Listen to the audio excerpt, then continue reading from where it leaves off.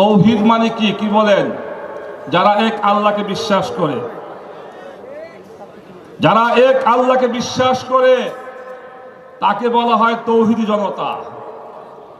কিন্তু আজকে দুর্ভাগ্য, আমাদের বর্তমান সরকারের একজন উপদেষ্টা যার নাম মাহফুজ আলম, উনি গতকালকে এই তৌহিদ জনতাকে উগ্রবাদ বলে সম্বোধন করেছে।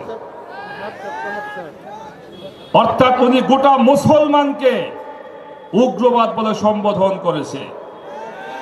পরিষ্কার বলতে চাই, রাজশাহীর সমাবেশ থেকে উপদেষ্টা মাহফুজ আলম, আপনি আপনার বক্তব্য প্রত্যাহার করতে হবে। আপনাকে মুখ সামলে কথা বলতে হবে। যদি বাংলাদেশের মুসলমান যদি গর্জে ওঠে, আপনি পালাবার পথ পাবেন না।